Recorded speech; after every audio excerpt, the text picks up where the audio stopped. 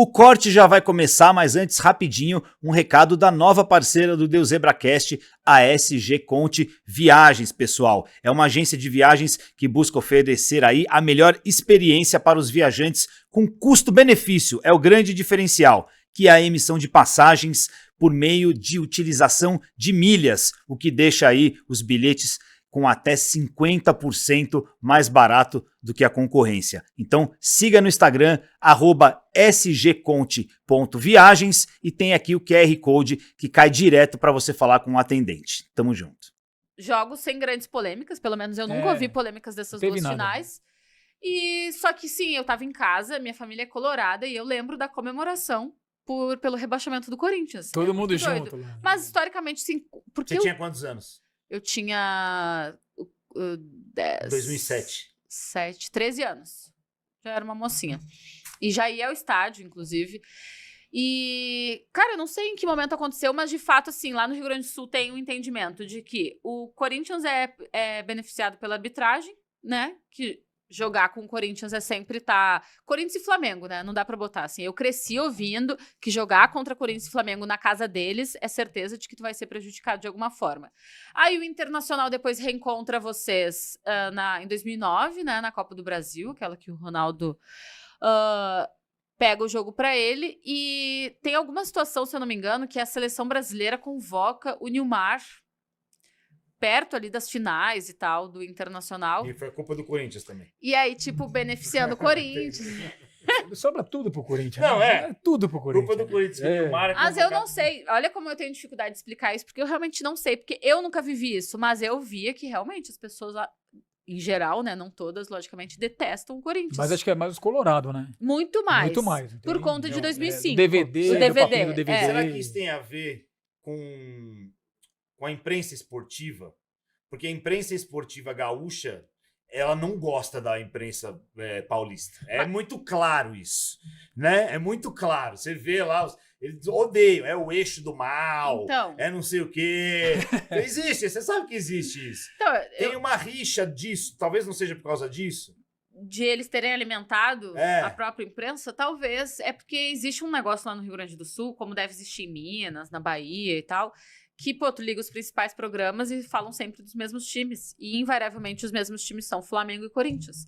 Claro que com a exceção do Palmeiras, nos últimos anos a coisa mudou, né? O Palmeiras passou a fazer parte desse grupo, mas sempre muito, tipo, não é o Grêmio que ganhou do Corinthians, é o Corinthians que perdeu pro Grêmio, sabe? Coisas assim. Então, talvez isso possa ter influenciado, talvez.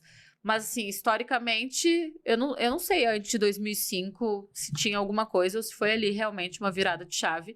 Porque até hoje, fala-se no lance do Tinga, né? Cavou o pênalti. Até hoje eles estão chorando por causa disso. Até hoje se cavou. fala. Como vocês são chorão, Cavou o pênalti. Como vocês são chorão, E aí, mano. não Se foi jogou, nada. foi Até nada. hoje. Você lembra desse campeonato? Não, eu lembro, eu vi depois várias coisas, mas do campeonato em si eu não lembro. Naquele lance foi ridículo, Eu sou né? velho. Foi Nesse ridículo. campeonato eu já trabalhava de repórter. 2005. Eu tava nesse jogo. E aí? Eu tava nesse jogo. Teve o lance lá, até eu esqueci que eu ia falar agora. Ah, tá. O campeonato não foi decidido naquele jogo. Tá. Né? Vai até a última rodada para decidir quem ia ficar com o título ou não. Beleza. Teve os jogos anulados e tal. Teve aquele lance lá do Tinga, realmente. Agora, na última rodada, o Inter joga em casa contra o Coritiba, que já estava rebaixado. O Coritiba foi cumprir tabela rebaixado contra o Inter. E o Corinthians joga contra o Goiás, fora. E o Inter perde pro Curitiba. E o Inter perde pro Curitiba. São os 3 pontos que fariam diferença. Foram 3 pontos, né, de diferença. Se o Inter ganha esse jogo, era campeão. Não, beleza. Beleza, mas eles sempre vão falar desse jogo porque aí. é mais fácil botar a culpa no outro. Entendeu? Uma vergonha, um time ridículo do Coritiba rebaixado. O Inter não tem capacidade de ganhar um jogo desse em casa e quer ser campeão. Ah, vai pra puta que pariu.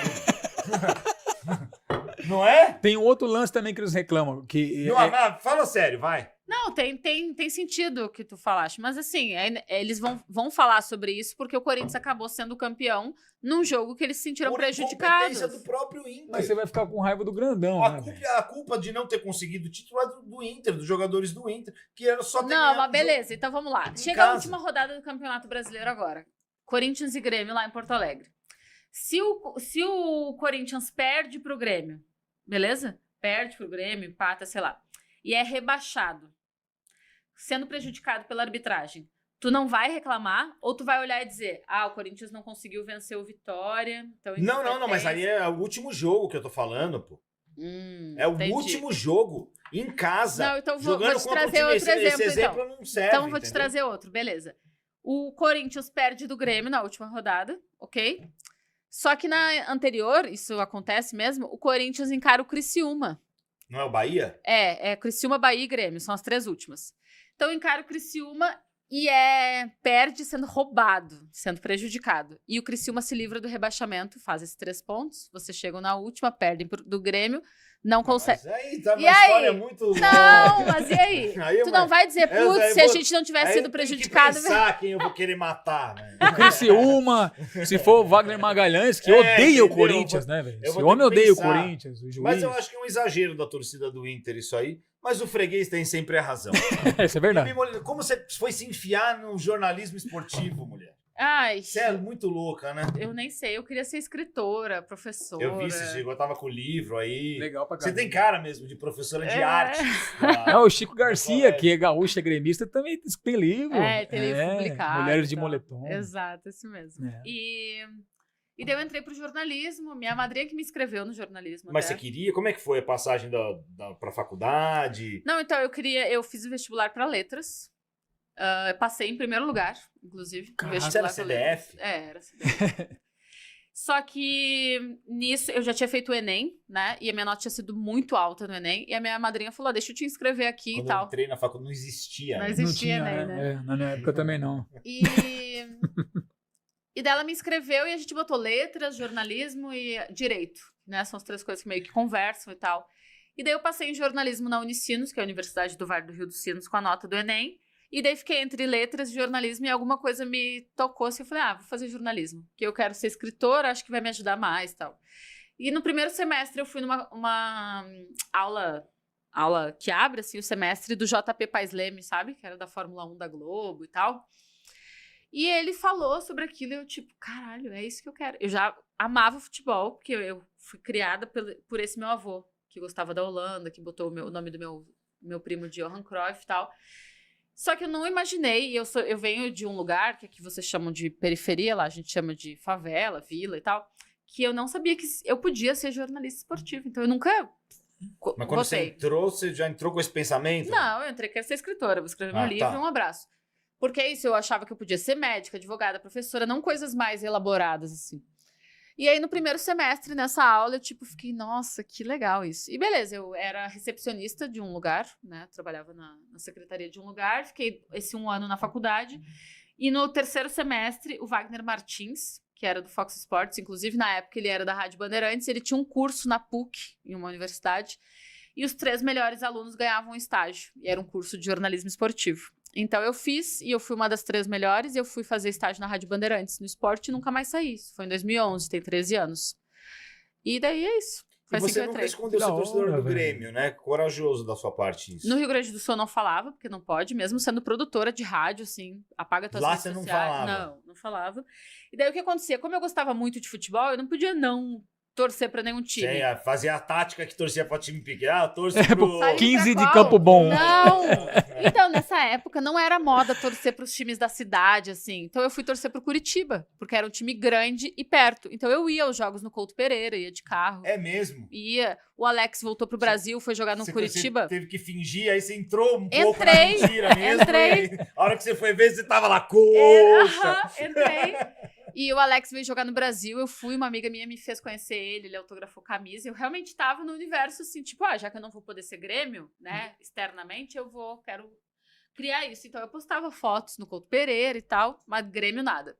Só que em 2015 eu fui morar no Rio. Então, já tinha 5 anos de jornalismo esportivo, e um dia o PVC tava na Fox, chegou e falou, oi, Gaúcho, seja bem-vindo e tal, qual o seu time? E eu falei, sou Curitiba, bem assim.